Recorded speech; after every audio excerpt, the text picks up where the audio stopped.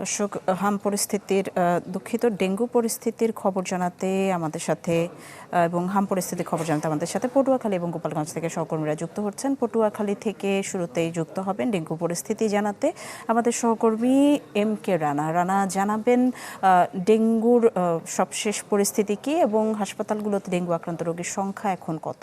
নগদ নিয়ে এলো হার না মানা হার অফার। সর্বনিম্ন 10,000 টাকা রেমিটেন্স নগদে পাঠালে থাকছে স্বর্ণের হার জেতার সুযোগ।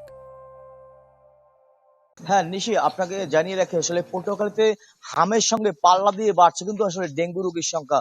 গত স্বাস্থ্য বিভাগের তথ্য মতে গত 24 ঘন্টায় কিন্তু পটুয়াখালীতে 6 জন রোগী ডেঙ্গুতে আক্রান্ত হয়ে জেলার বিভিন্ন হাসপাতালে ভর্তি রয়েছেন। এর মধ্যে কিন্তু 4 জনই হয়েছেন পটুয়াখালী যে সদর যে জেনারেল হাসপাতাল রয়েছে সেই হাসপাতালে। আমি এখন রয়েছি পটুয়াখালী যে 250 জেনারেল হাসপাতালে, সেই হাসপাতালের মূল ফটকেই। নিশি, আপনাকে জানিয়ে রাখি আসলে গত 24 ঘন্টায় কিন্তু হামে আক্রান্ত হয়েছেন 29 জন, ডেঙ্গুতে আক্রান্ত হয়েছেন 6 জন।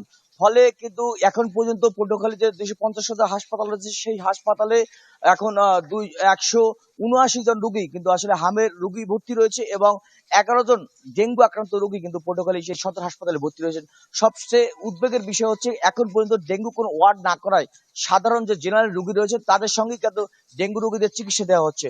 ফলে কিন্তু সাধারণ রোগীরা এক ধরনের আতঙ্ক, তাদের মধ্যে আতঙ্ক বিরাজ করছে, যে কোনো সময় হয়তো তাদের ডেঙ্গু ছড়িয়ে পড়তে পারে তাদের মধ্যেও। এছাড়া আপনাকে জানিয়ে রাখি সবচেয়ে উদ্বেগের বিষয় হচ্ছে পটুয়াখালী পৌরসভায় কিন্তু ইতিমধ্যে ডেঙ্গু রোগে আক্রান্ত হয়ে কিন্তু হাসপাতালে ভর্তি রয়েছেন, তাকে উন্নত চিকিৎসার জন্য কিন্তু বরিশাল নেওয়া হয়েছে।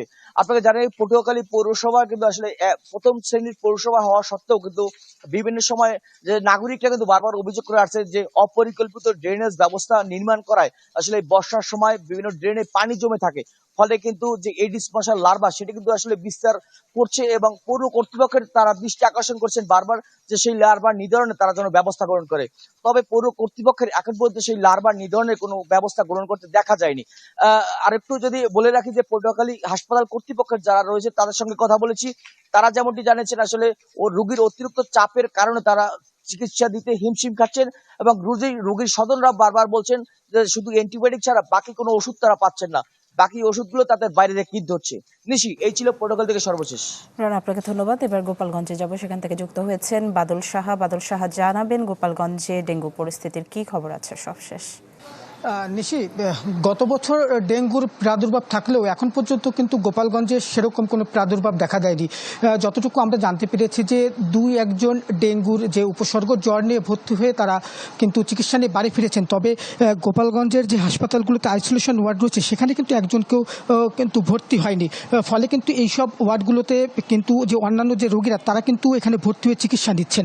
আরেকটি বিষয় হচ্ছে যে স্বাস্থ্য বিভাগ আমাদেরকে জানিয়েছেন যে যেহেতু গত বছর ডেঙ্গুর প্রাদুর্ভাব ছিল সে কারণে কিন্তু আগে থেকে এবার তারা প্রস্তুতি নিয়েছেন। গোপালগঞ্জ আড়াইশয্যা বিশিষ্ট জেনারেল হাসপাতাল এবং গোপালগঞ্জ মেডিকেল কলেজ হাসপাতালে 20টি বেডের করে 2টি আইসোলেশন ওয়ার্ড এবং উপজেলা যে স্বাস্থ্য কমপ্লেক্সগুলো রয়েছে সেখানে 4টি স্বাস্থ্য কমপ্লেক্সে 10টি করে কিন্তু আইসোলেশন ওয়ার্ড রাখা হয়েছে, যাতে রোগীরা যে ডেঙ্গুর যে উপসর্গ সেই উপসর্গে আক্রান্ত হলে তারা যেন এইসব আইসোলেশন ওয়ার্ডে ভর্তি হয়ে তারা দ্রুত চিকিৎসা নিতে পারেন।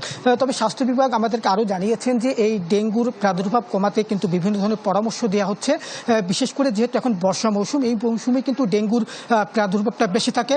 ফলে যে বাসাবাড়ির যে ছাদে যদি পানি জমে থাকে সেগুলো পরিষ্কার রাখতে বলা হচ্ছে এবং রাতে কিন্তু মশারিটা নিয়ে ঘুমানো তারা পরামর্শ দিচ্ছেন। তবে এই যে ডেঙ্গু প্রতিরোধ যে ব্যবস্থা নেওয়া হচ্ছে এটি আসলে কতটা ডেঙ্গু প্রতিরোধে কাজ করবে সেটা কিন্তু আসলে দেখার বিষয় রয়েছে। এই ছিল আমার কাছে গোপালগঞ্জে ডেঙ্গু পরিস্থিতির সবশেষ খবর। নিশি। বাদল সাহা, ধন্যবাদ আপনাকে।